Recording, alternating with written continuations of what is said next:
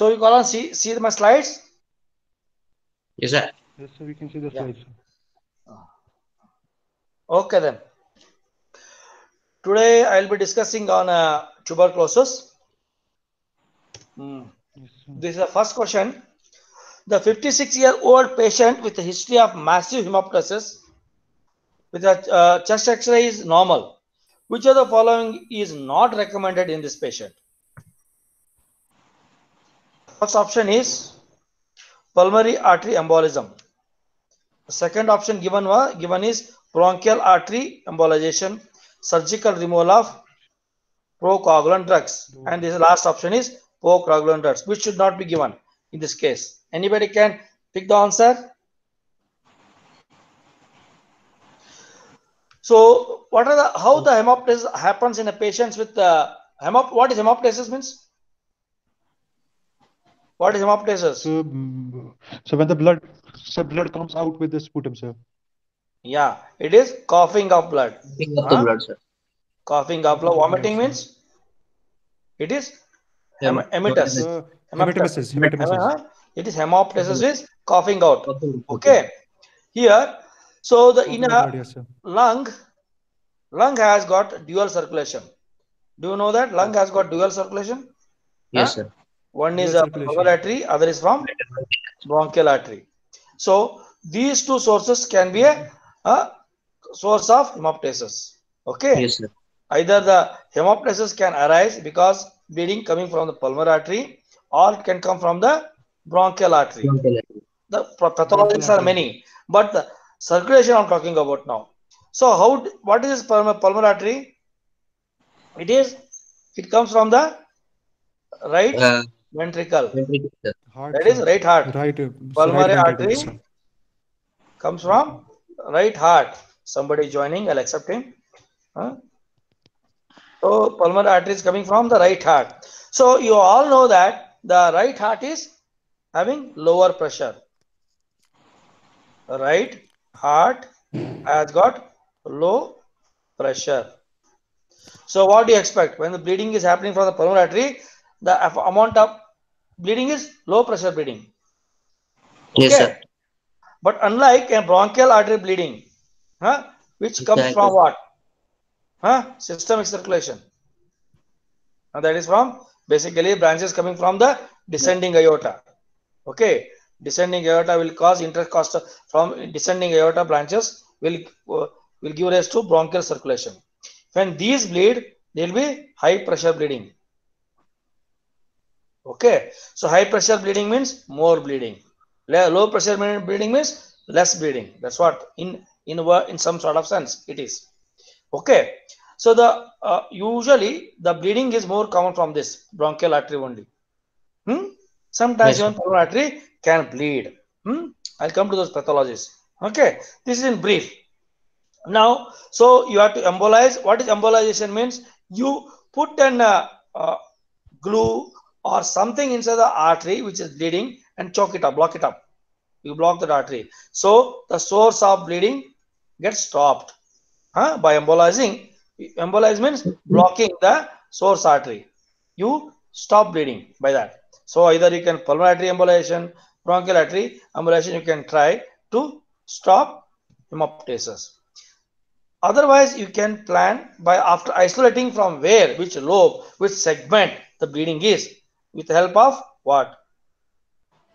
When the chest X-ray is normal, especially bronchoscopy, we can plan Rigid. surgical removal of that. And so apart from clinically, you should put the from where it is bleeding that should be kept in dependency position to take help from gravity. Okay, and Yes, sir. reduce coughing. Okay, these things you can try, but do not use these Proper. procoagulant drugs. These are not advised. So a patient who comes with a massive hemoptysis, procoagulants should not be used. But you can use pulmonary embolization, bronchial artery, surgical removal, dependency, reduce cough, all those things. Okay, you can try. Same, the lungs have got what I was telling. I put the same slide here. Lungs have a dual blood supply, which is called pulmonary artery and bronchial artery. Okay, that's what. Same slide I had put it here. Now, the causes for hemoptysis we'll discuss. The most common is viral infection of the bronchitis. Viral bronchitis is one of the most common, and it is usually what? Streaky sputum. Blood, streaky sputum it will be. It won't be a massive bleeding. Streaky, this will come with viral bronchitis. It is one of the common causes. In a patient who is having chronic bronchitis, can anybody tell me the definition of chronic bronchitis? Yes, sir. No, newcomers I'm asking. Newcomers. Chronic bronchitis. I am giving hint here by writing. Cough with the sputum. Cough with the sputum. Sputum is important here. At least for 3 months in 2 successive years is chronic bronchitis. Okay, a patient who has a chronic bronchitis, if they get superadded infection by this Streptococcus pneumonia, Haemophilus influenza, or these any bacterial viral infections, then they are prone to develop what? Hemoptysis. Okay, then bronchiectasis, similarly, with infection they can develop hemoptysis. There is some condition called as Zika, bronchiectasis Zika. In Yes, this, sir. there is no sputum. Right. Okay, no sputum, especially here. Bronchitis Zika means usually the bronchiectasis is copious. Sputum. That is a. See, how do you diagnose bronchiectasis? You tell me cardinal signs. How do you diagnose bronchiectasis? The The one which hemoptysis I is say is clubbing. clubbing, sir. Clubbing. Second is large quantity of sputum, foul smelling. Third one is crepitations, cross crepitations in the lung fields. Okay, these are the cardinal signs. If they are there, more or less, you are dealing with a case of bronchiectasis. Okay, now there is a condition in the bronchiectasis which is called as Zika. Bronchiectasis Zika means here Right. no sputum. This patient will not have sputum, but they can have hemoptysis. Okay, they can have hemoptysis. Okay, that is there. You should know this condition. So tuberculosis, as you know all, the one in India, this is a common cause for Most common cause. hemoptysis. There is a fibrocavity formation, and rarely there is a syndrome called as Ramson's aneurysm. Can anybody tell me why I put it here? What is Ramson's syndrome? Aneurysm? Sir, in Ramsay syndrome, there is present in pulmonary artery mainly. Due to presence of more fibrous structure, it cannot be erode. It can be cavity, means a formation. That's why No, it's we'll go very slowly. It is actually a pseudoaneurysm. It's not true aneurysm. It is pseudoaneurysm. There is an infection of the vessel wall. There will be infection of the vessel wall along from the cavity. See, so there is a cavity here. The pulmonary artery will be here. There will be infection like this. This wall will get weakened, so it will rupture into the cavity. That's what is Ramson's aneurysm. Okay. Okay, this is Ramson aneurysm. When this bleeds into the cavity, there will be hemoptysis. Okay. There is a fibrous cavity and all these things will be there. Okay. Erosion of the pulmonary artery aneurysm into the pre-existing cavity. I'll come to that in detail in next 2 slides. Okay, apart from bacterial viral infections, fungal infections can also lead to hemoptysis. What is aspergillosis? What is aspergillosis? See, you all must have read up AB. This is different. This is AB, allergic bronchopulmonary aspergillosis. AB, allergic bronchopulmonary aspergillosis. ABPA. This is allergic. Here there is a central bronchiectasis. Central hilar or central bronchiectasis will be there, and there is one more condition called as aspergilloma. Xyloma. These happens in pre-existing cavities. Okay, a fungal ball will form inside the cavity only. That can happen here. In this cavity also they can form. Huh? So that is these all things when they get in, this can lead to hemoptysis. And abscess. And which type of virus bacterial infection will cause necrotizing and pulmonary abscess formation? I want to know the bacteria. Which is that? Which causes this? Bacteria. 3 days I discussed, man. Staph. Huh? Okay. Staphylococcus. Huh? Infection is the one which produces cavities, abscess formation, necrotizing pneumonia, and all these things. Huh? Staph. Okay. Somebody is joining. I'll admit him. Okay. Okay. Staph is the one. Then what is paragoniomyces? Meiosis. Tell me. I return here. You can read and tell me. What is it? It is a Lung flu. lung flu. It is caused by Westermanni. This infection also can lead to hemoptysis. Okay. You should know these are the causes for hemoptysis. Now we'll come to these days. They are putting a lot of clinically applied and image-based questions. So we need to get tuned to this image-based. You should be able to read the CT scans, at least the common things. You should be able to what do you say? The images you should be able to identify. You are supposed to know that. So here they given an image. All are the differential diagnosis of this image except. The first choice is the given is hemosiderosis. Second one is tropical pulmonary eosinophilia, collagen vascular diseases. And the last choice is diffuse pulmonary lympholeiomyomatosis, otherwise also called as LAM. In short. So which one you want to take in this? Which is not the one which may not manifest like this? So what this CT is telling you, showing you? Like biliary tuberculosis. Yeah, it is more like a miliary shadow. Don't make a etiological diagnosis straight away. It is basically a miliary shadow you are seeing. There are plenty of causes to produce miliary shadows. But in India, tuberculosis being the most common one, we tend to make the diagnosis of tuberculosis. Okay. Roshan. Yes, sir. Yes. So this is a patient which is there is a this CT na, it is a miliary shadow is there. So where all you get miliary shadows you should know. In hemosiderosis you get miliary shadows. Yes, sir. What is hemosiderosis? Let us come to that because I discussed. I expect you to answer this. What is hemosiderosis? Sir, hemosiderosis is the term like It is overload of basically iron. bleeding inside the lung. Overload of iron.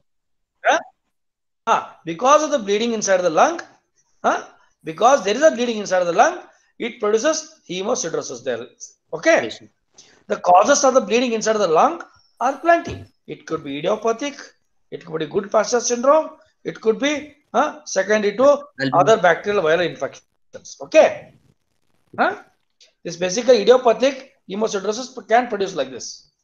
It can present with what? Miliary shadows. Okay. Yes, sir. Then what is this tropical pulmonary eosinophilia? Newcomers. You tell me now. What is occult here? Occult filariasis. Occult filariasis is the one which produces tropical pulmonary eosinophilia. How do you diagnose tropical pulmonary eosinophilia? Eosinophil. How much? Count. More than More than 3,000, sir. 3,000. You should specifically remember for diagnosing tropical pulmonary eosinophilia, the eosinophil count has to be more than 3,000. Then only you can diagnose tropical pulmonary eosinophilia.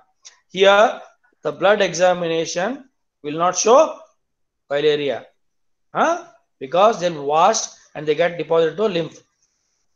Lymphatic system. So blood, if you see in a tropical pulmonary eosinophilia, you won't get filarial organisms there. They're all MCQs which are discussed for few days back. Yes, sir. You can see those videos. Now, even collagen vascular diseases which can also produce with a lung disease. Which is that? Which is that syndrome? Which produces with the apical involvement of rheumatic arthritis? Sir, Kalpan syndrome.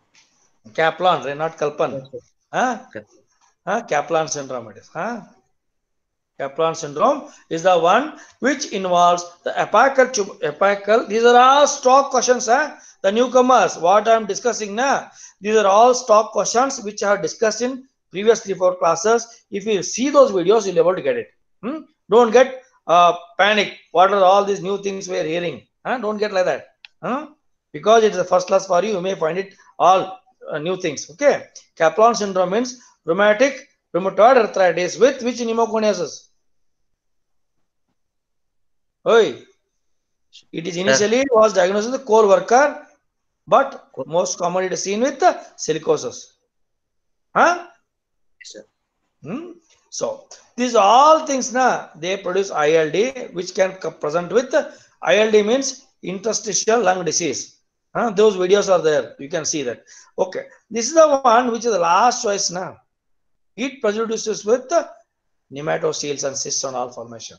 This lamb, it produces with nematoceles and all those things. So there are no nematoceles or cysts here. Okay, so there are just miliary shadows. So this one cannot be a differential diagnosis. Only these three will be a differential diagnosis. I'll show that. I'll come to that. So miliary shadows causes. Okay. First one is miliary tuberculosis. What is low flux pneumonia? Sir. Tell me. Or parasitic infections. Larva immigrants causes. Somebody is telling. What? Sir, the pneumonia caused by in the lung caused by the larva immigrants of certain all these Ascaris, tapeworm, all that, all of them have the lung phase. Okay, most commonly the Ascaris, which when is inside the lung, they can cause this low flux syndrome. There will be peripheral eosinophilia. Okay, this is low flux syndrome. Okay, even bronchopneumonia can present with miliary shadows. What is bronchopneumonia? Sir, diffuse. Segmental, non-segmental. Sir, that is. Bronchopneumonia is segmental pneumonia. Lobar pneumonia is non-segmental pneumonia. Bit tricky here. You remember this? Lobar pneumonia is non-segmental, whereas bronchopneumonia is segmental. They're all stock questions. Yes, sir. Bronchopneumonia is segmental pneumonia because the spread occurs through the bronchus. Here it is from alveoli to alveoli here, whereas here bronchus, it happens like this. It comes like this and goes like this. For example, if you got two alveoli, it spreads like this. Whereas in lobar pneumonia, it spreads like this. That's the reason. So bronchopneumonia is a segmental pneumonia, whereas lobar pneumonia is a non-segmental pneumonia. You should know that. I know you tend to put lobar pneumonia as segmental. You will do that mistake. I know it. But lobar pneumonia is what? Non-segmental. Bronchopneumonia is segmental. Remember that. So, what are the interstitial lung diseases? A group of diseases that cause scarring of lung tissue. What? So, diseases that cause scarring of lung tissues, including hypertension, pneumonitis. Yeah, these are the lung diseases which, including, very good. See, these are the lung diseases. Apart from the airways, these diseases usually involve the rest of the parenchyma, sparing the airways, but they can involve. But most often the tissues involved are the alveoli, surrounding interstitium, capillaries, and endothelium. Okay, unlike that obstructive lung diseases, they involve what? Airways. Interstitial lung diseases involve apart from airways. They can at the later stage damage this also, but here, Parenchyma. yeah, if there are vessels here, this is a vessel, this is alveoli, this is a bronchiole. So involvement is here more. Huh? Involvement is here. Here also it can involve, but lumen is more or less spared. This is spared. So the involvement is here surrounding. Okay. So this is interstitial lung disease. Even alveoli can also get involved. Huh? Actually, even your pneumonias are also a type of interstitial lung diseases. Okay. So that's about. And I discussed about hemosidrosis. It is basically bleeding. Cause could be anything. And what about sarcoidosis? Apical involvement, hilar. Yes, So lymph node. apical, this also can present with miliary shadows. Okay. It can present with miliary shadows. This histiocytosis X, it is a this infection can also present like miliary shadows. This is usually common in immunocompromised, basically HIV in advanced stage, that is AIDS. AIDS patient can present with miliary shadows secondary to histiocytosis X, and you should be careful. What happens is when a patient of AIDS comes with miliary shadows, we put him on ATT because miliary shadows, miliary tuberculosis, sputum for AFP is usually negative. So end up putting here. So you should diagnose this by bone marrow. This could be the cause. This is the differential diagnosis in HIV patients, especially. Okay. Yes, sir. Diffuse pulmonary Leomata. lymphogyomyomatosis. Such a long name. Fine. LAM. Simply I'll call it as LAM. You can see your cavities. Huh? Yes, Huh? sir. That's what. This is what it is. Where all you get such cysts apart from here? Some cysts you get. Which condition? Nematocele cyst. And if they rupture, they'll cause a pneumothorax. A patient which is that? Pneumocystic Carinae. Huh? It will be it is Yes. type of ILD only. Huh? There will be reticular shadows with the cyst formation here. I showed this. There will be cysts, lot of cysts. Huh? The cysts will be there, and if they rupture, they can develop pneumothorax. So that's why a patient of AIDS, if it develops pneumothorax, you should rule out pneumocystic Carinae Pneumophagus. or Girwasi, new name. Hmm? Hmm? Infection. Hmm? Okay. It is a rare disease. Usually this LAM is a rare disease. Usually common in women in childbearing age. Progressive interstitial infiltration of the lung by smooth muscle, resulting in diffuse cystic changes in lung parenchyma. This is a rare disease. Just you should know it presents with cysts. Now, CT scan shows presence of. What is the diagnosis here? Medial dual. Huh? Tell me now. Be bold, man. I expect that you should get involved so that you'll get interest and you'll start reading. You may do mistakes, it doesn't matter. What is it? What are the shadows? Somebody said miliary. They are miliary shadows only. These are all miliary shadows. So miliary shadows means I told you the possibilities. Different like just now. There's a first choice which is telling miliary tuberculosis. That is the first one. So here will come this. Bronchocele is a congenital disease, unlikely here. So central bronchiectasis, there are no central bronchiectasis here. Okay, everywhere shadows of miliary is there. And so this is out. So endobronchial means whatever bronchus is involved and its periphery branches will have problems. It's not like that. Whole of the lung is involved here. So endobronchial tuberculosis also out. This also out. This also out. And definitely there is a miliary shadow. This is the right answer. Okay. Yes, sir. You try to see many images of miliary and you should not miss in the exam. They may throw these images and expect you to answer. Okay, this is a diagram of showing endobronchial tuberculosis. Here, this bronchus is involved here. You can see. Huh? Yes, All sir. of you can see this. Rest is spared. So this is called as tree and bud. Huh? They go branches now. Huh? Like this. Huh? This part is involved. Huh? So this is tree and bud appearance. Huh? So endobronchial tuberculosis classical presents with the tree and bud appearance of in CT. So endobronchial tuberculosis present because endobronchial tuberculosis means the bronchus inside there is a inflammation there inside. Huh? Inside the bronchus, and along it branches it will produce a disease. That is endobronchial tuberculosis.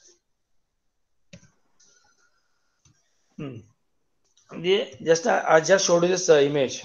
This is called as tree and bud appearance. Patient diagnosed as HIV and TB. So HIV and TB means tuberculosis. So how to start ATT and ART? Sir, start ATT first, sir. Okay. Start ATT first. Start ART first. Start both together. Start ART only. Others, how you want to start?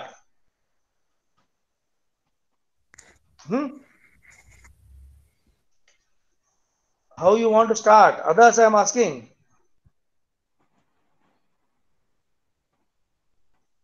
Irfan. See, so as Roshan start said, ATT first. Who is it? Irfan. Irfan. Okay. Yes, See sir. the start ATT first. Why you say it start ATT? Why you want me to? Why you want to start the ATT first? Why not ART? Sir, Both together. if we start ART, then it will the reconstruction the immunity and worsening of the symptoms like fever, chills, and rigor, sir. Iris. It is called as iris. It is called as iris. Okay. Immune reconstruction syndrome. Okay. So you should give the first ATT first, then start ART. After about 2 to 3 months, you should start. 2 to 3 weeks, sir. Months, man. Sometimes you'll have to wait for months also. Okay, depending upon the case. You have to see actually how the virus load falls down. If the patient is having problems, you have to go slowly. Okay, yeah. Iris, immune. This is the immune reconstruction inflammatory syndrome. This is a paradoxical clinical worsening of a known condition, or the appearance of new condition. That means if the patient is having, that patient is suffering from tuberculosis, you start the patient on ART without or together, ATT and ART together, that there could be worsening of tuberculosis when you know that. Or you don't know, there could be subclinical infection. When you start ART, the patient will have flaring up of those diseases. That also can happen. That is, it is a paradoxical worsening of a known condition or appearance of a new condition after initiating antiretroviral therapy. This new condition means it is actually there is a subclinical infection will be there that will flare up and it will become clinically significant. You can observe it like that. That meaning. So after starting antiretroviral therapy in HIV infected patients. This is underlying antigenic burden. It depends on underlying antigenic burden.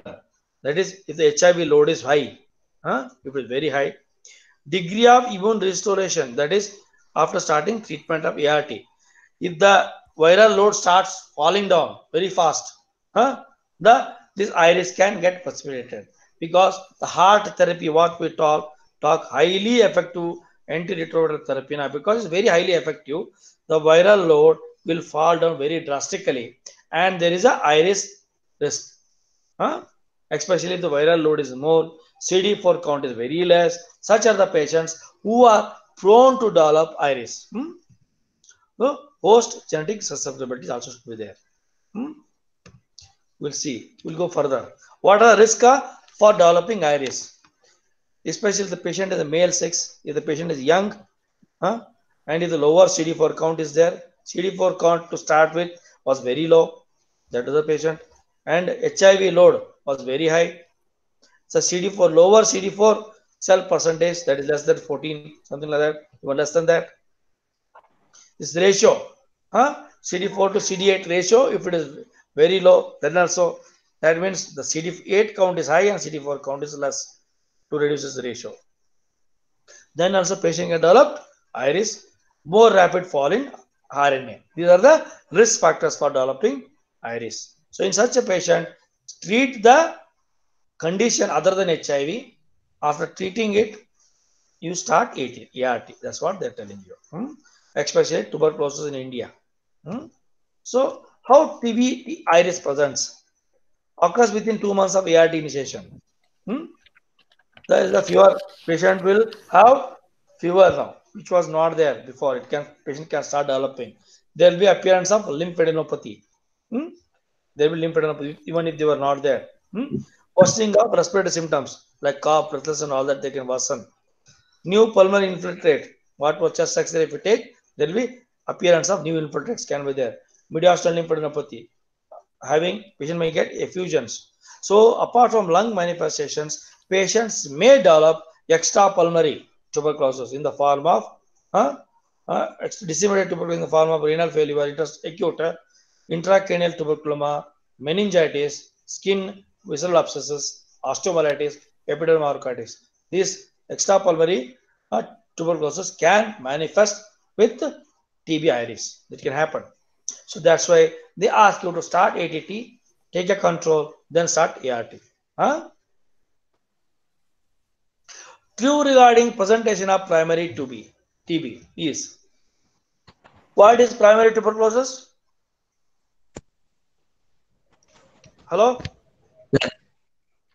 What is primary tuberculosis? Sir, gone focus, sir. What? Gone focus, sir. Don't tell gone focus and close, man. Primary gone focus is a part of primary tuberculosis. Primary tuberculosis means first infection, na? You tell, na?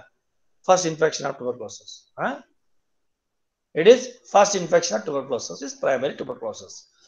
So secondary tuberculosis means it will be afterwards. Later manifestation, reactivation or reinfection also. Primary means first tuberculosis, first infection of tuberculosis bacilli. So what are the presentations of primary tuberculosis? Well, which of them is correct? Bilateral pleural effusion. With negative tuberculosis. What? First one. What? First one, sir. First one is correct answer. Yes, sir. So gone focus is bilateral to unilateral? It's unilateral, sir. When bilateral? Right side or left side? Gone focus. It is on the right side. Right. Yes. The right side. Fine. It is unilateral. So when unilateral infection is, the unilateral problems will come. Okay. You're getting me? So bilateral pleural effusion, I will not consider now. So usually I'll tell you one thing. If there is a bilateral pleural effusion, I would go for heart failure. Systemic cause. Heart failure, hyperproteinemia, and all these things. Systemic causes for effusion. Unilateral means I will think of lung pathology. Like similarly, bilateral pedal edema. Unilateral pedal edema. Similarly, bilateral pleural effusion. These all suggest there is a systemic problem. So if you got a bilateral pedal edema, it is more likely to be a problem in the system, like heart failure, hyperproteinemia, and all these things. But if it is unilateral pedal edema, then you suspect deep vein thrombosis, cellulitis locally. Similarly, bilateral pleural effusion should go towards non-lung. Go for non-lung, like heart failure. Okay. Yes, sir. Bilateral or kidney failure, all that. So bilateral pleural effusion means it's unlikely primary TB. So unilateral hilar lymphadenopathy. Bilateral. Yes. So I would delete these two. So we have got this and this. So this primary tuberculosis is more often self-limiting or it is progressive? So many are there. Huh? More often it is self-limiting. Huh? It is a more Self. often self-limiting. So sustained pyrexia may not be there, chronic. Okay. So this is unlikely. Fine. So unilateral hilar lymphadenopathy is the correct answer here. We'll go to the Yes. I have put here. See, I have drawn a diagram here. You can see here. This is the right lung. Consolidation will be there here. There is no fibrosis. Initially, later on, it can have fibrosis. But initially, when primary tuberculosis occurs, there is no fibrosis here. There is just a consolidation. Later on, it can develop fibrosis, and there can be hilar lymphadenopathy here. It will be there. Okay. Hilar, unilateral hilar lymphadenopathy and consolidation here. We'll go through your return here. See, the primary complex consists of unilateral enlarged hilar lymph nodes. Gone focus is epithelial cell granulomatous inflammation, that is consolidation at the site of parenchymal infection, usually small subpleural. It is, remember this, that's why there can be effusion. It is subpleural. Yes, sir. Subpleural, the lower part of the upper lobe, that is a place where you get gone focus. Subsequent X-rays will maybe not seen, this fibrosis may not be seen, but that's how primary tuberculosis presents. Okay. What are the consequences of a primary complex or primary tuberculosis? They can become tuberculin positive. Although they don't develop diseases, but your tuberculin test, they can become false positive.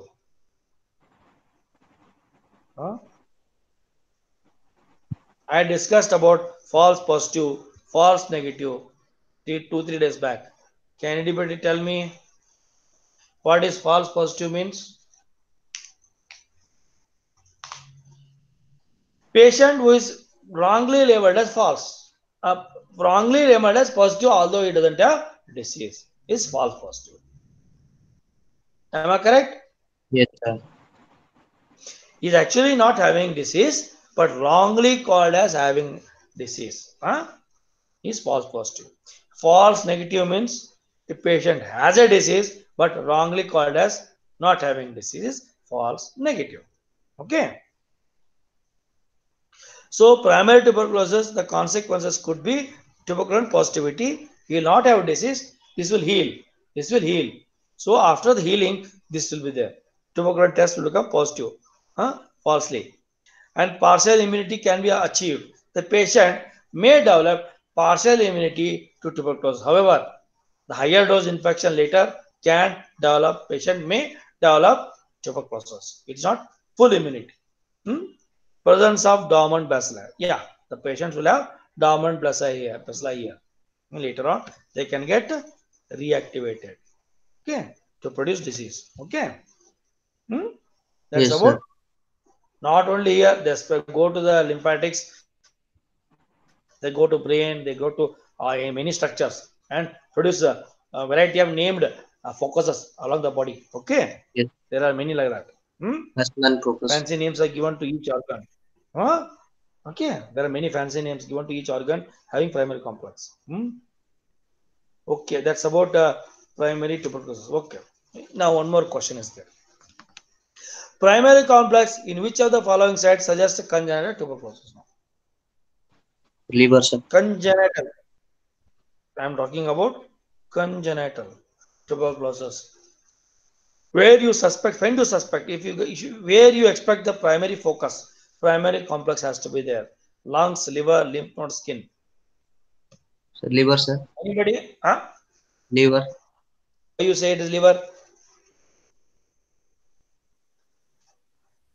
Sir, most common site in primary congenital liver, sir. Why liver?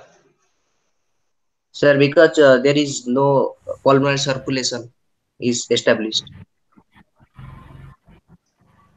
There is no pulmonary circulation established. Yeah, that's one of the answers. But the first organ to get the blood from the mother is liver. Yes. Just like the first organ inhaled, bacilli will go to the lung. The first organ to receive the bacterial load from the placenta, from the mother, will be liver. Umbilical. Yeah, umbilical. Yeah, I'll come to so I'll show this. Okay, similar. So his answer is correct. It is liver. Huh? It is liver. However, transplacental spread, it will be liver, as he said. Either in congenital tuberculosis, transplacental spread, it is liver. Correct. Very good. But there can be meconium aspiration. If there is aspiration, look at this word. Aspiration. Yeah, aspiration is lung only. Meconium ingestion. If it swallows, it go to gut. GIT. However, the commonest cause of congenital tuberculosis is from primary focus will be in the liver. Primary focus I'm talking about. Remember this, it is a primary focus. However, congenital tuberculosis developing, it will affect lungs only. Primary focus is liver, but congenital tuberculosis will hit lungs, even brain and all that. But however, you should know this. We'll discuss for newcomers. What is this? Fetoplacental circulation. Yeah, fetal circulation. From the placenta, you got an umbilical vein. So umbilical vein carries what? Oxygenated blood or deoxygenated blood in fetus. Oxygenated blood. See, in us, I'm talking about fetus now.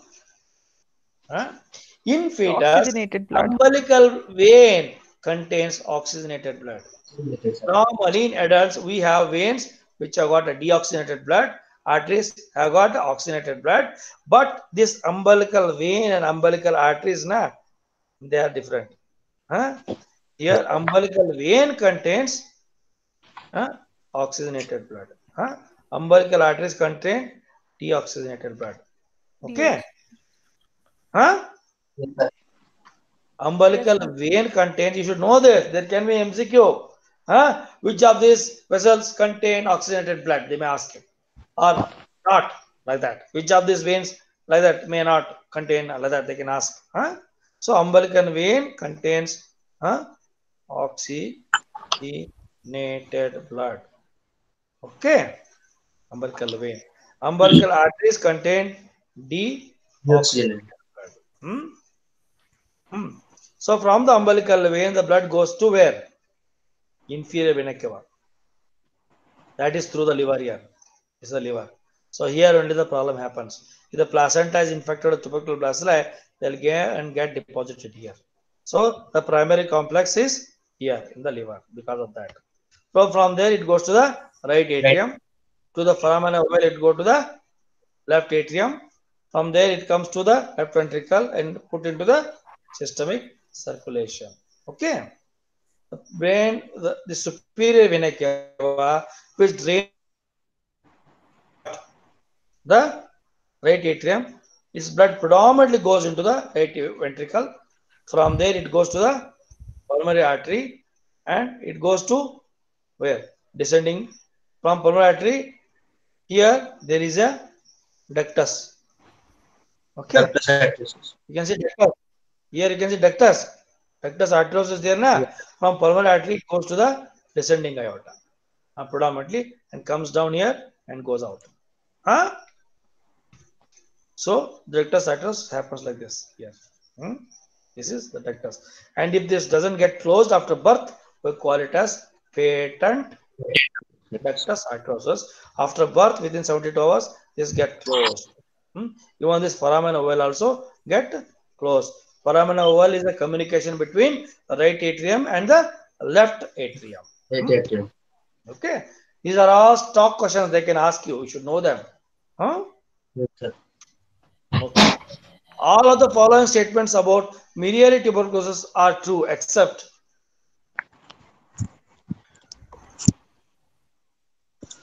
so can miliary tuberculosis occur following primary infection? No, sir. Why? It's a disseminated. It can spread, then go to brain and form. All organs have got a fancy names of focus, as I told you just now. You also said yes, nicely. It will have brain one focus, liver and focus. This there, everywhere there are so many fancy names have been given. Asthma and focus, sir. Like many names are given. That means the primary infection need not limit itself to the lung. It can spread. It can spread. However, usually it stops. So the fancy names are given because these complications are known. Huh? So it can cause primary infection itself can end up with miliary tuberculosis. They can develop. This is possible. Uncommon but possible. Okay. May occur following secondary activation. This you people know it Yes. very well. Sputum microscopy is usually negative. Do you agree or do you disagree?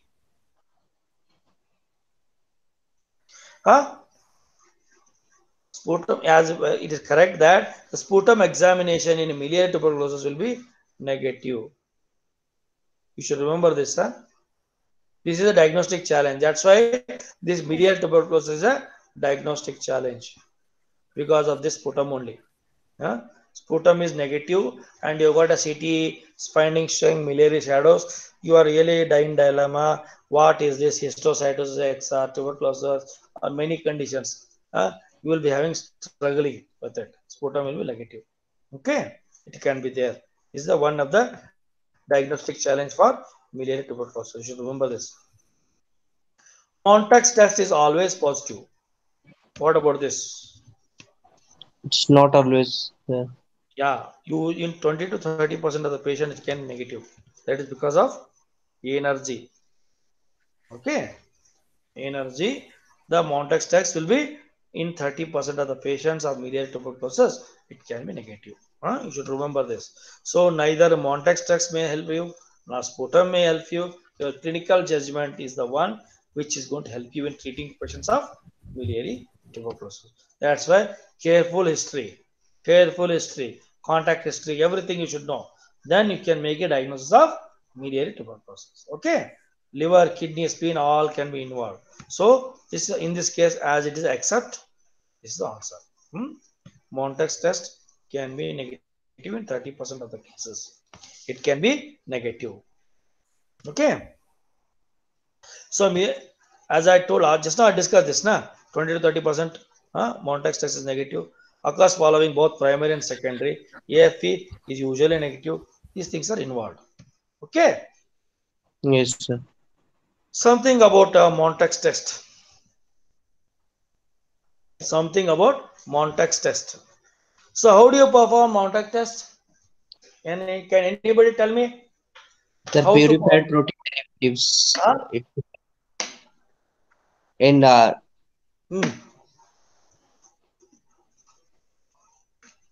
How to perform? Purified protein derivatives. One tuberculin unit is injected, sir, and after reading taken 48 to 72 hours, sir. Not 8 to 8 to 8 to 72 hours. It is 72 hours. I written here. At least read it. So it is 72 hours. This is important because sometimes they can put this MCQ and put you into trouble. Better take it Yes, as remember it as 72 hours. Yeah. Because yes, sir. some of the MCQs I saw, the choices were given as 42 hours. They did not agree, and this is the right answer they haven't given there. That's why I'm telling it 72. Okay. Yes. Some MCQs, there was a question like that. Okay. 72 hours is a better choice kept in mind. So 0.1 ml. Because it's standardized for this, Yes, sir. This you have to standardize it. In 48 hours, the width may be different. This can differ. So you should have proper standardization because of this. So at 48 hours, it can be less than 6 mm. At 70 mm, it can come here. That's the reason. Less than 6 mm means it is negative in duration. 6 to 9, it is doubtful. More than 10, it is positive. Okay. What does a positive tuberculin test suggest? What does it suggest? It just suggests that the person is infected. Yes, sir. It doesn't tell that person is suffering from tuberculosis. This it doesn't tell. Okay. It only tells us the person is infected. Okay.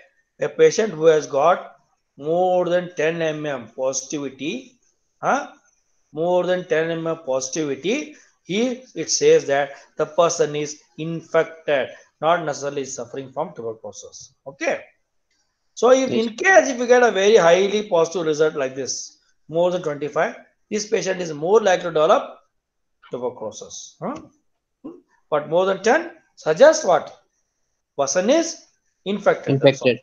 Infected. There can be false positivity. I'll come to that, but it says that.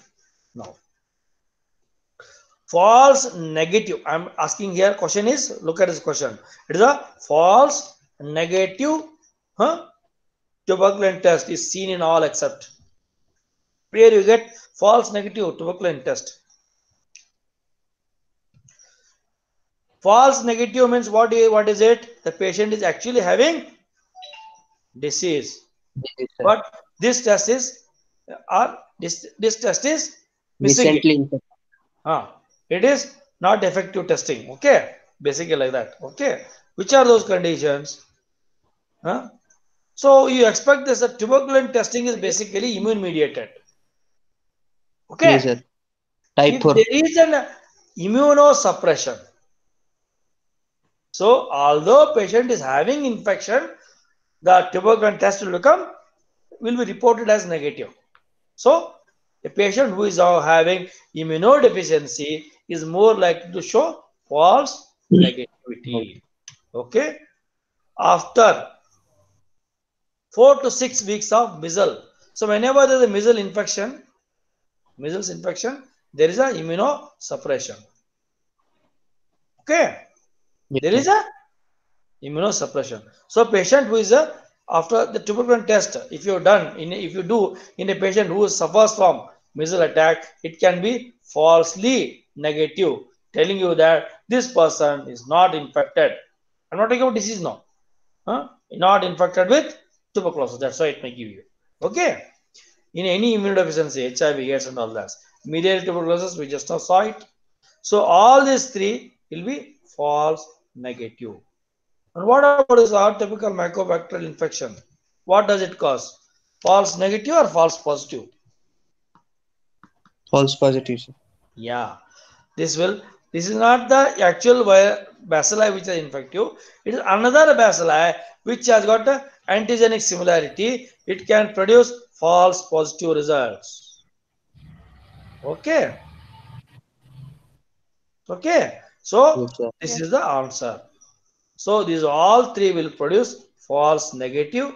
Only this condition will produce false positive. Okay. Yes. That is the answer in this case. We'll go to the next. Yeah. Here I put a slide telling about what are the causes for false negative. We'll see that. Mediated tuberculosis, we have discussed about this. It's a patient who is recovering from measles. Yes. This lymphoreticular malignancy. Yeah, there is immunosuppression here. In sarcoidosis, yeah, you have got this confusion.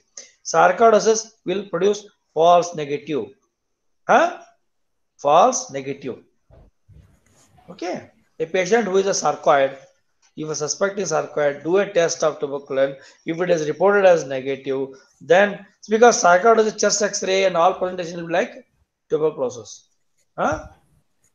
It will be presenting like tuberculosis. This is a differential diagnosis for tuberculosis because involvement is predominantly apical lobes, similar to the tuberculosis. So sarcoid patient will be tuberculin negative, and tuberculosis patient may be tuberculin positive. Of course, there are causes for tuberculin negativity there.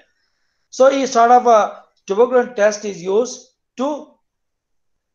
It may help you to diagnose sarcoid like that by reporting it as negative, so you can think of sarcoid more likely like that. This can be used tuberculin test because it is negative in sarcoid patient. Severe malnutrition you can expect it. Immunosuppressive, defective cell mediated immunity. All these things are defective cell mediated immunity will cause false negative. So I'll come to false positive test. And yeah, this one I told discuss atypical. And this vaccination. We Indians are all being vaccinated with BCG. So we will be positive for tuberculin test. And if we become negative now, then the worry is actually, then we might be having some problem like that. So BCG test after vaccination, we can become false positive for tuberculosis infection.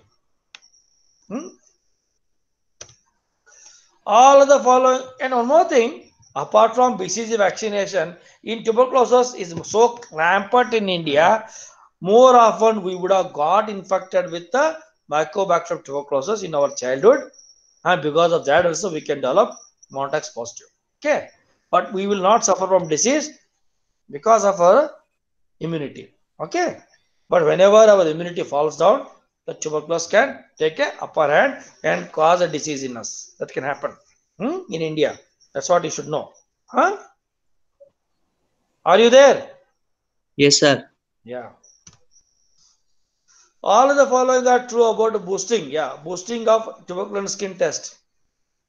Except newcomers, don't worry. These MCQs may trouble you a bit, but you will get used to it. It is possible to learn them all. So all of the following are true about boosting in tuberculosis skin test, except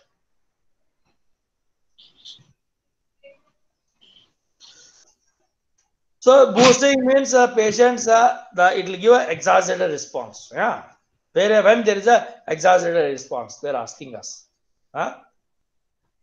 Spurious TST conversion in absence of infection. All of the following are true about boosting. So it is spurious. Actually, the patient boosting test is happening, but there is no actual infection. One more infection like that. Disease is not there. So spurious. This is also true like that. Okay. Increase in TST induration upon retesting in absence of infection. So you have tested a patient and you retest it after some time. Second time when you retest it, the diameter of the induration has increased. That's what is boosting means. Yeah, that's what is actually boosting means. Yeah, it's also correct then. Maximum boosting is seen 3 months after initial TST. That is initial testing. So the maximum, you do a test today, and if you repeat the test after 3 months, the testing, then second test will give a more highest boosting like that. They're asking maximum. So this duration is important here. 3 months or less or more than that. That is a one thing. All of the above is the next choice. Sir, I did not understand the question, sir. The question is a bit tricky only, and it's not totally correct also. Actually, there are two answers in this way. See, all of the following are true about boosting in tuberculosis skin test. This question is not accurate because there is except here and there is all of the above here. This will cause a confusion because of this. Yes, so sir. if anything one of the three is wrong, even this will also become wrong. You getting me? Yes, sir. This is what I'm talking about, boosting of. Okay, we'll just focus on the subject. Boosting of tuberculin test. When it happens, when the boosting, you do a test, and if you repeat a test, the second test there is a exaggerated response. That's what is boosting means. Okay. In between the first and second test, the second test will show more hyper response compared to the first test. What are the causes for that? There can be spurious TST. Not necessarily the patient has got infection now. That not because of that. Of course, due to infection, the boosting can happen. But even without infection, the second test can become more stronger. That's the meaning of the first choice. Okay, that can happen. Yes, The second choice is telling you same thing, what the boosting means. Increase in TST in duration upon retesting. Okay. The third testing is asking you, giving the choice of this duration when the boosting happens between the two tests. It is telling us after 3 months.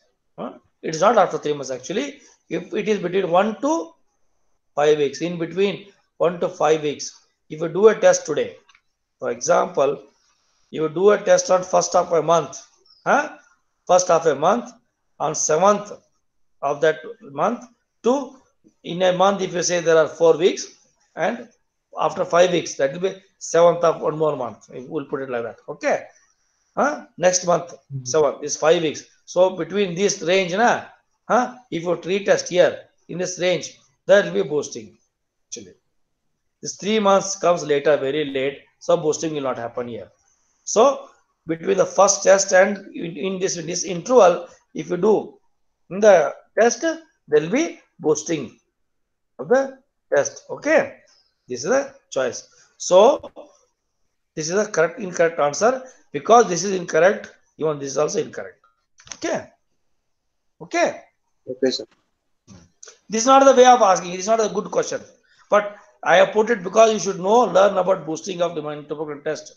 I wanted to teach you, so I put this question. So when Okay, you sir. repeat a test, you should know there is a possibility of boosting which can happen after 1 week and within 5 weeks. After 1 week to 5 weeks, within that range, there can be boosting of tuberculin test. That's what I want to tell you.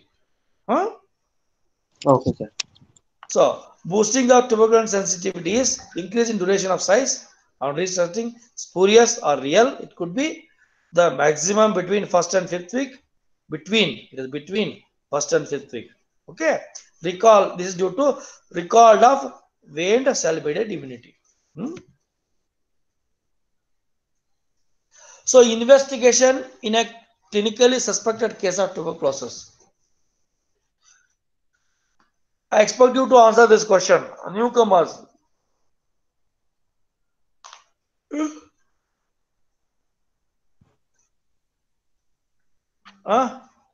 Tell me. Why newcomers are not answering? Sputum for AFP. Yeah, sputum for AFB is the correct answer. Okay, one of them is okay. This sputum for AFB is a one investigation of choice. Okay. Apart from sputum for AFB, other tests can we do? Can we do this? What is BACTEC? Yes, sir. BACTEC is a type of a culture method. Yes, sir. For Within tuberculosis. 40. Yeah, within Yes, sir. 2 weeks. You Yes, can sir. get a report very fast. BACTEC. Okay. Hello. Yes, sir. BACTEC Yes, can sir. use PCR. PCR is a good. Yeah, PCR. Gene, For everything gene, these days PCR. For Corona gene also we expert. use PCR. Sputum for AFP. Montax in children. Yeah. All these tools can be used to diagnose tuberculosis. All Yes, the sir. 4 tools which are shown there can be used to diagnose tuberculosis. Of course, as one other person said, sputum for AFP is a good test. But take it, madam, this is not the very diagnostic. There can be problem here also. I'll come to that. We do bet on sputum for AFP clinically, but we should know its limitations. There It are may be limitations. negative. Yes, What? It may be negative sometimes, sir. It can be positive and cause you problem. That also can happen. In a Yes, sir. patient of a tuberculosis, it can be negative. In a patient of not tuberculosis, it can be positive. I'll come to that. How is that? I'll tell you about that. That's why these cultures are better. I'll come to that. A man presents with fever, weight loss, cough. Montax reading is 17 to 19 mm. So if the Montax reads 17 to 19 mm, what is it? Positive test or negative test? Positive, sir. More than 10. Less than 6 is negative. 6 to 9 is doubtful. Doubtful. More than 10 is positive. So this is 19 to 20 mm. So less than 25, but however. So 19, 17 to 19 mm is the Montax read is. Sputum for AFB is negative, but in this case, most likely diagnosis is. What you will do now in such a patient? What do you think? Now we have a patient who is having a Montax positive and his cytology is negative. Sputum cytology. Sir, I think it's tuberculosis with HIV patient. Now you have to pick up among the 4 choices there. You cannot create one more choice and tell me. In exam, they Pulmonary would have given these tuberculosis. 4 choices, and if you ask them, give me fifth one, I'll take it. They'll say, come next year. Huh? So pulmonary tuberculosis. You want to make a diagnosis of pulmonary? Others, you make your diagnosis now. I want I expect that you should start thinking. See, just now I told you there is a possibility that the patient can be sputum negative and yet have pulmonary tuberculosis only. Huh? It's a possible, huh? We Yes, do have such patients. It is not that impossible. Okay. So this is actually a case of tuberculosis only because the patient has clinically. So that's why don't only treat a investigation. Take a full picture of the patient. This patient is, we are talking in India. He has got a fever. There's a weight loss here. See, and cough is there. These things are there now. Which the first cause for all these things is anyway in India is this only TB. Now his Montax is reading is positive. Sputum for AP is negative. However, taking all this into consideration, among the three, among the four, definitely the first will go for pneumonia. Pneumonia is a acute illness. Okay. Weight loss unlikely. Okay. And viral also, it is more of an acute. Fungal infection and pulmonary tuberculosis. These are two choices kept. Fungal, okay, this can present like this also, it can present chronically, but this one is making me to give a edge on here. Yes, sir. Among the choices, this will be the best one. Okay, yes, you're sir. getting me? Yes, sir. Because you are supposed to pick up the best option among the giver. You cannot ask them to give one more choice, which I want to pick up. That you can't do in exams. So there are 4 choices. In this is the best option because of this and this. Although this is there. And that's what the main gist here is patient can have tuberculosis with the negative sputum. That's all. I expect you to know. The gist of this question is that. No, diagnosis of pulmonary tuberculosis. I'll come here. See, sputum can be negative in pulmonary tuberculosis. I'm talking about. Extrapulmonary, they will be negative. We all know that. In a pulmonary tuberculosis itself, it can be negative. It can happen. Sputums can be false positive now. For pulmonary tuberculosis, I'm talking about false positive. False positive means patient actually doesn't have pulmonary tuberculosis. But it can be falsely positive for PTP due to saprophytes and non-tuberculous mycobacteria, which can colonize in airways. These things can make the sputum positive. Of course, these are rare, but they can happen. You should know that. It can happen. So the best would be grow them, grow mycobacteria in a culture, then diagnose them later. That would be the best one. Even dead mycobacteria can also be there and keep on, a patient having treated with tuberculosis sometimes keep on throwing dead mycobacteria. So there will be culture negative. Then you can stop treatment also. That can happen. You should know that. You're getting me? Yes, sir. 12th question.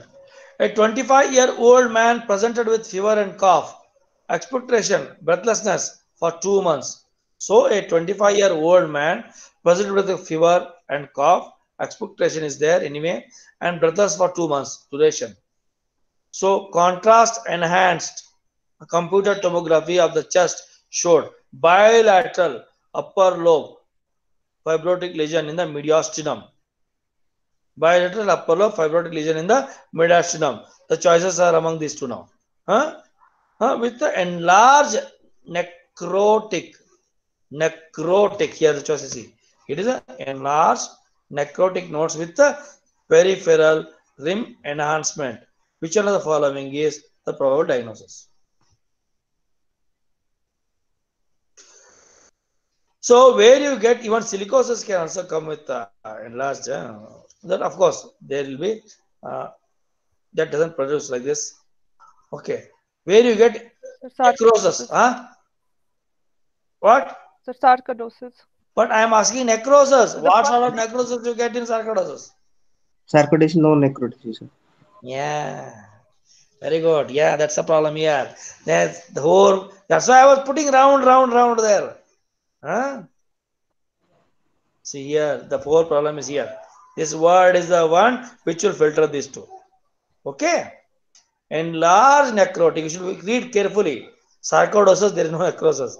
Caseous necrosis seen in tuberculosis. Okay. Tuberculosis. Granulomatous lesion. Huh? So caseous necrosis you get here. So sarcoidosis you don't get that. Huh? So tuberculosis is the diagnosis here. Yes, sir. Oh, your favorite question now. Rossman's aneurysm arises from. Pulmonary artery. Yeah, we have discussed about it. So Rossman's aneurysm arises from pulmonary artery. We will go something more about it. It is a pseudoaneurysm. It is due to inflammatory necrosis of the vessel wall or direct invasion from a tuberculosis lesion. Typically, upper lobes are involved. Upper lobe lesions. Rupture leads to hemoptysis and pulmonary hemorrhage. It's of course rare, not that common. So we'll talk about multi-drug resistant tuberculosis is defined as resistance to. Which of this is correct? Isoniazid Huh? and rifampicin. First two lines, sir. Which one? Isoniazid and rifampicin, sir. Others?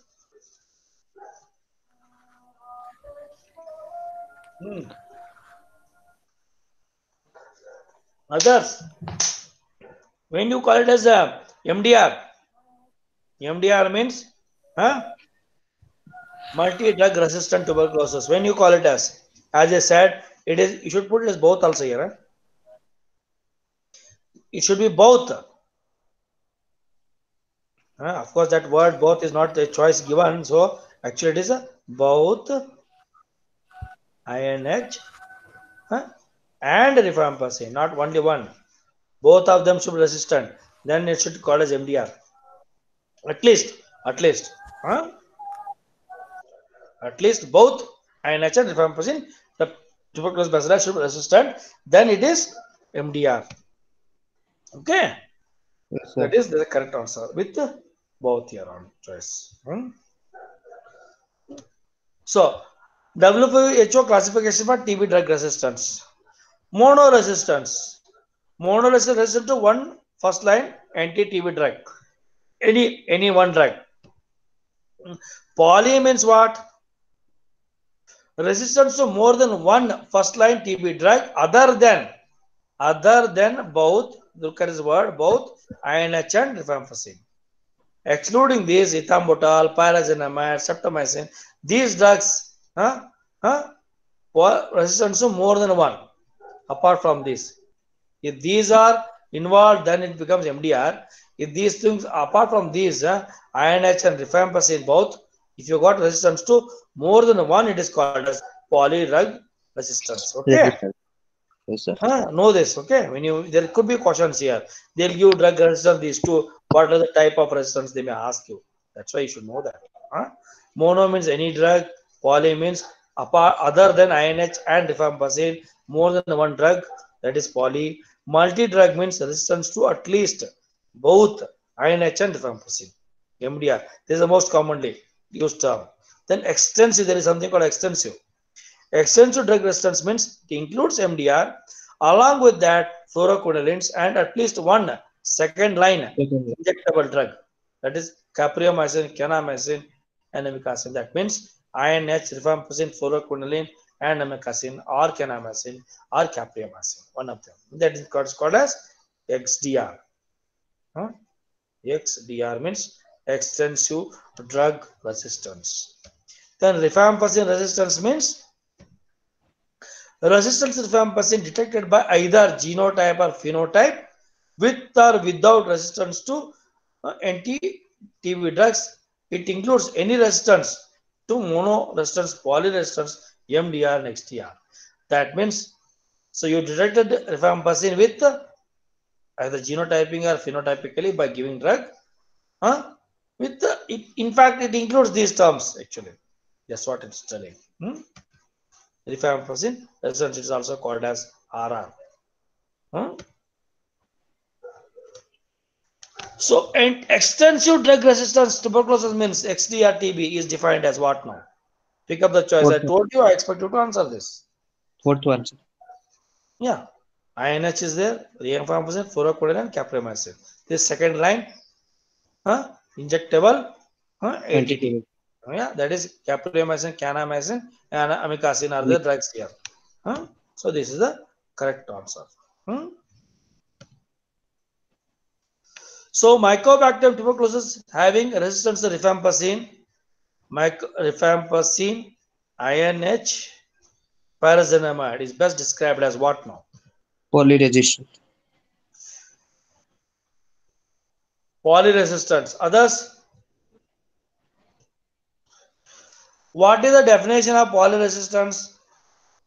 I told you other than INH and rifampicin both.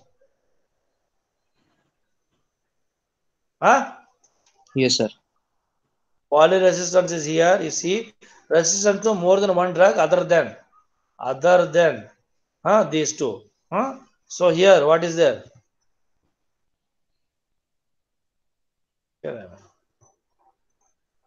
Yeah. Here you see, we have got a case with the rifampicin INH. So MDR is there. Okay.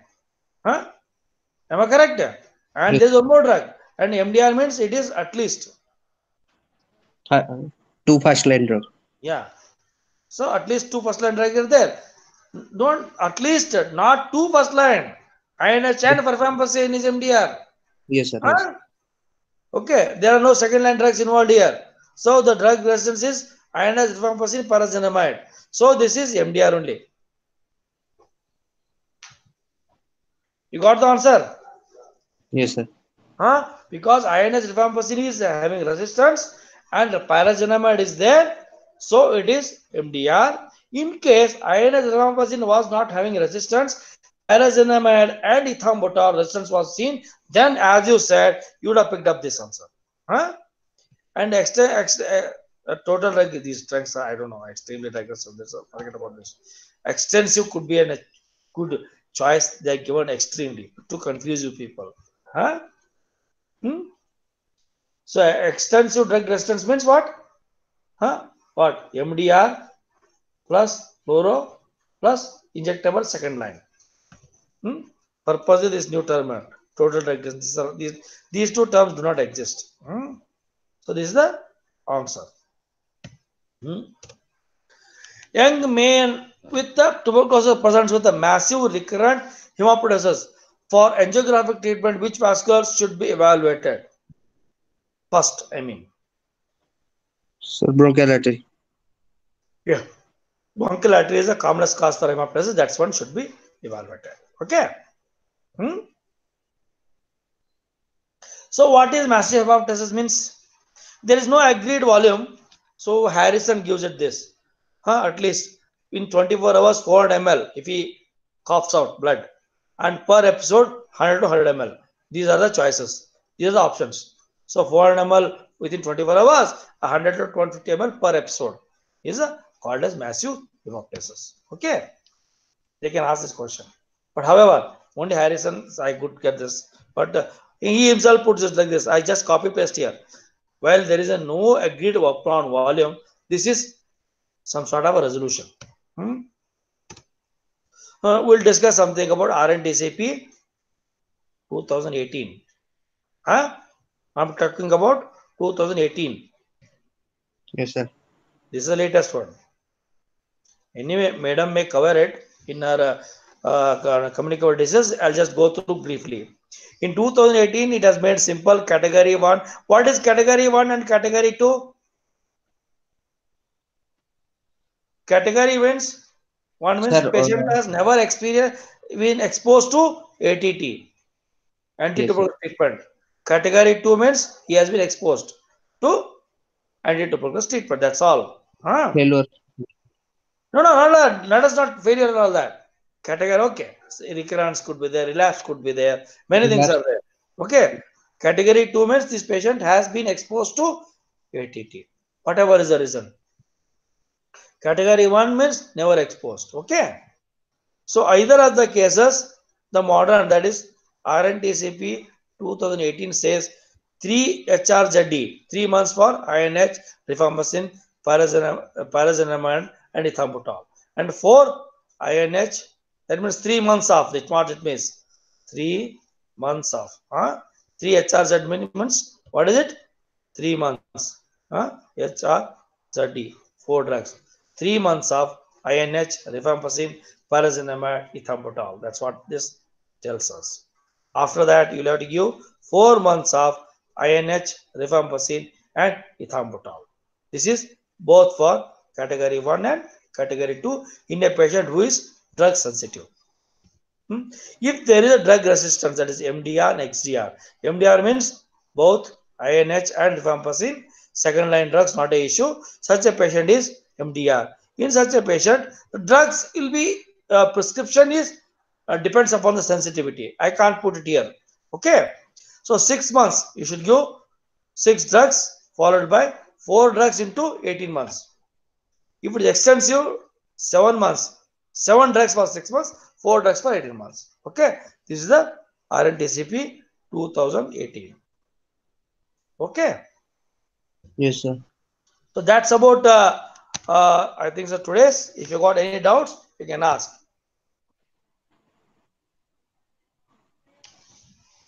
Bhagwati, any doubts? So others, any doubts? No doubts.